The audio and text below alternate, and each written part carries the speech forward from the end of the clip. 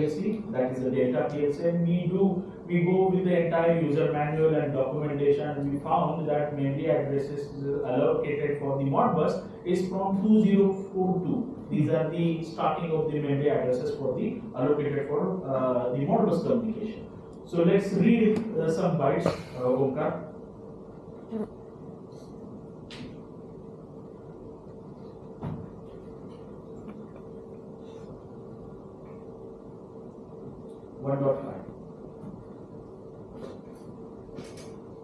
So this is started with 000. So we want to read the addresses from 2048.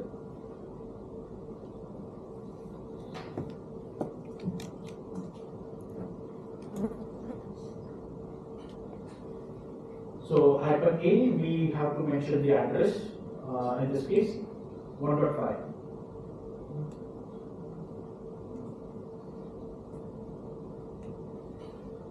Okay, so now value is 1. So here you can see the value is 1 because it's turned on, right? And this is the 1 over here, that is 2048. Now we have to turn off the entire wind itself. Let's make it 0. So we have to use W5 and make it 0. Hyphen A, we need to address the address number, that is 2048, and the IP address. Yes.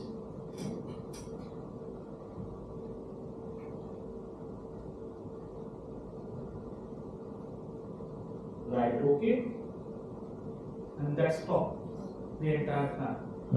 So that is called as command injection attack or the Modbus communication. The vulnerabilities, that is thing that you can turn on the this thing as well. So why it's not immediate? Because it's not a simulator, it's real time. It goes to command used to the PLC. From PLC it will reflect on the SCADA system. So we turn on the entire thing.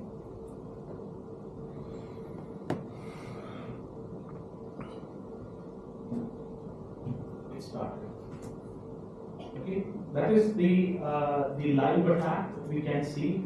So behind that SCADA, it can be anything. Your the nuclear plant, power plant, electric utility, you just name it.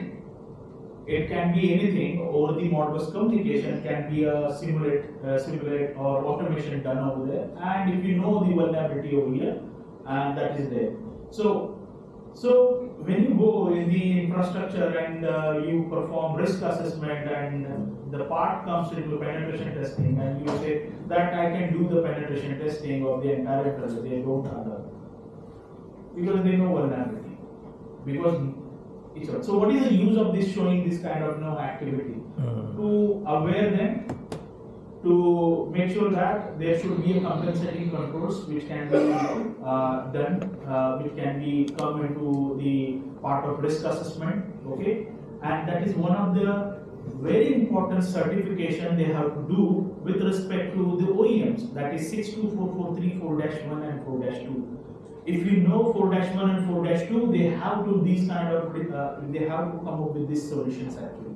Their product need to be immune with this kind of attacks, and that's the reason they have to come up with a secure protocol. So secure Modbus communication is one part of the solutions over here, and that is we shown you only for the Modbus. There are many things comes into the picture when it comes to Boost protocol is one of the biggest telemetry protocol which can be affected in the electric utility. They can change, you can shut down the breakage also. So many aspects comes into the picture. So every OEM with respect to Siemens, ABB or anything, so OEM needs to be done, Rockwell in this case, they have to go with the 4-1 and 4-2 certification. And that's the reason it's very important aspect. And that's why the OEMs need to be hire these kind of pen tester people who can perform these kind of activities like command injection and everything in this case. So that's how the malware comes into the level 1, level 2 or level 3 in this case, and these activity comes into. Okay, so we covered one aspect. We now move to hardware. Okay, so we come up with a thing. So hardware we are going to show over here. So you bring this Devana here. So meanwhile, so I will show you the what exactly the hardware in this case.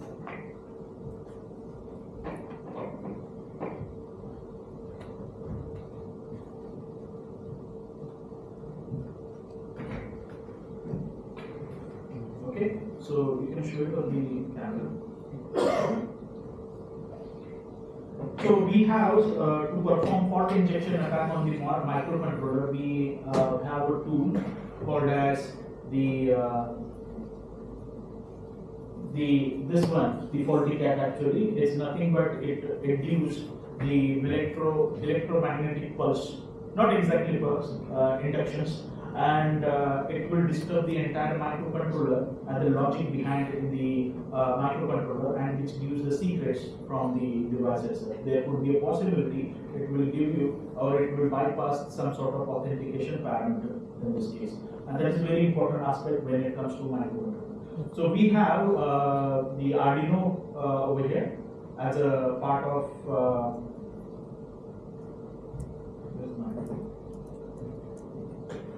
Arduino, and this is where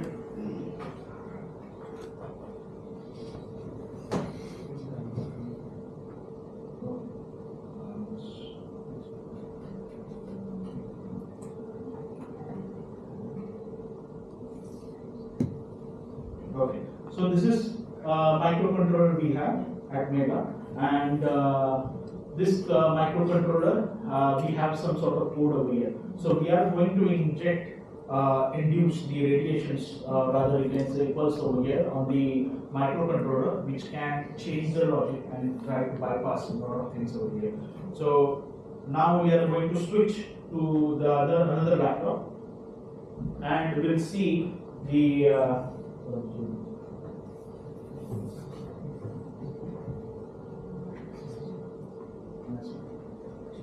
so now we are going to switch to another laptop.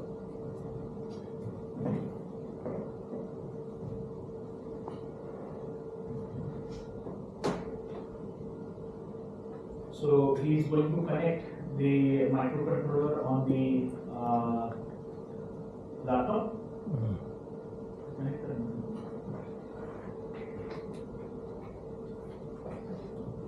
On the terminal,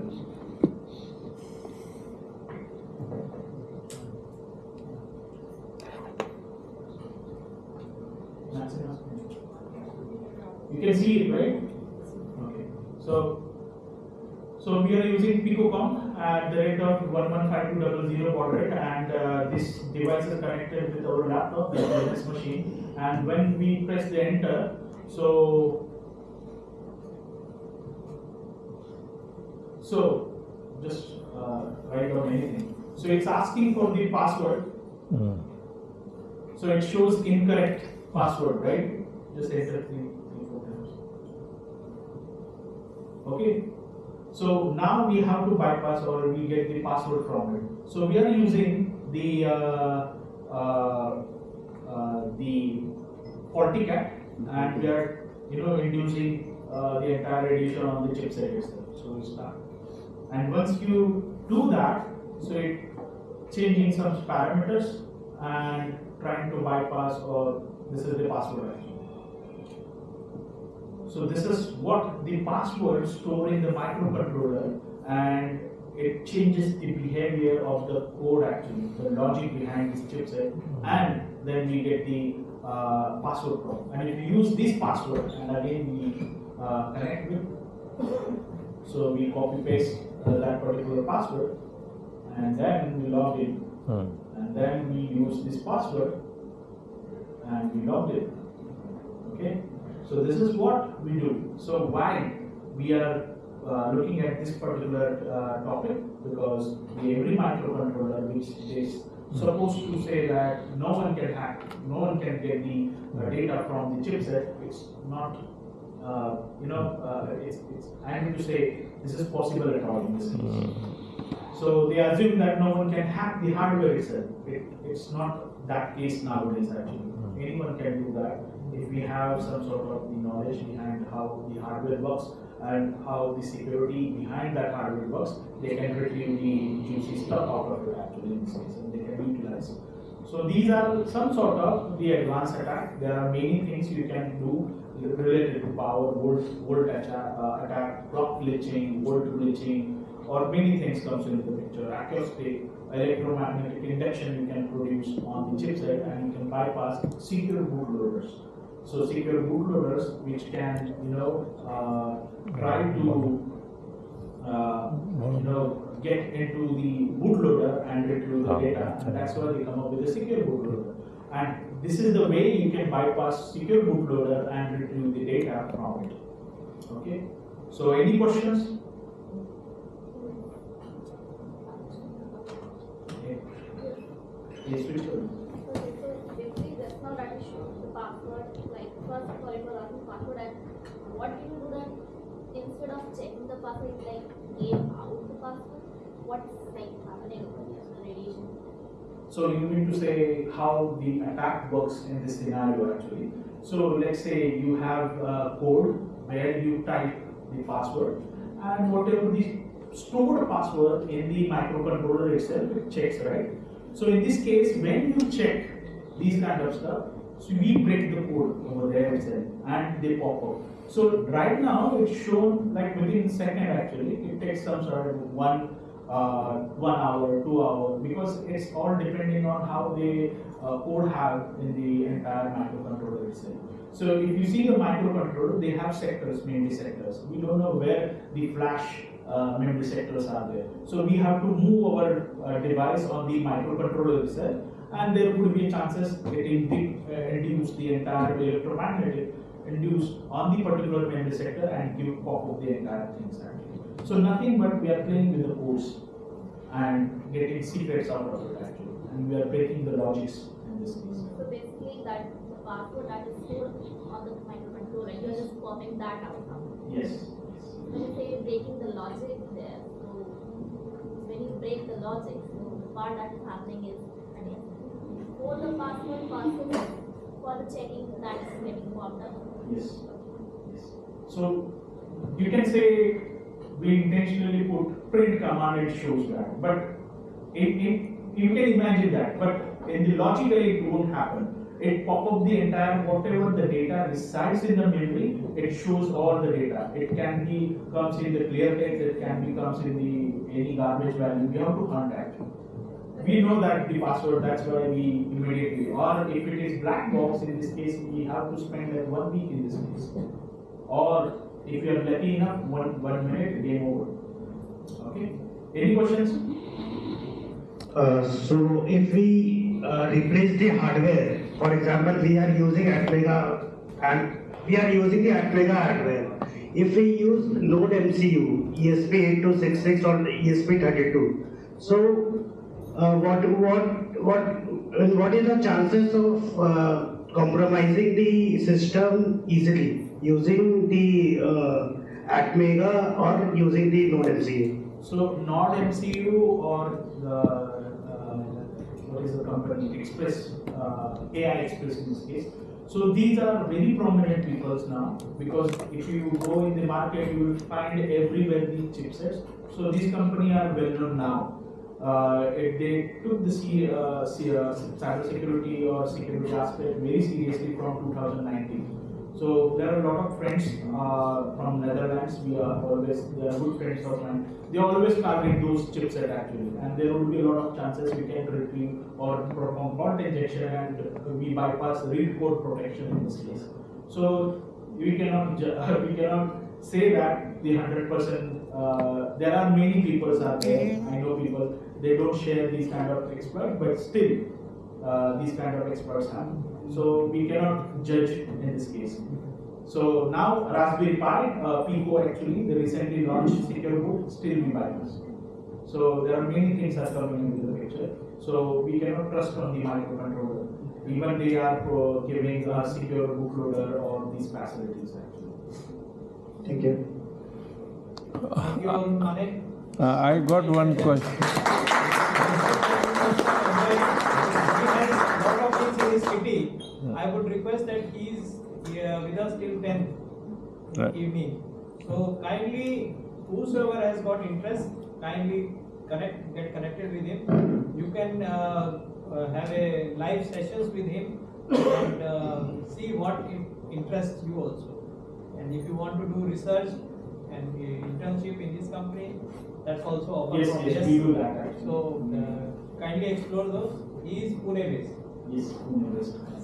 Okay. Thank you so much. Thank you, Arun, for coming all the way, and we would be engaging you in more sessions till then, so that we can your presence can be used for many.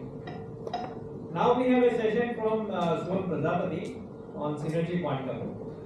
So I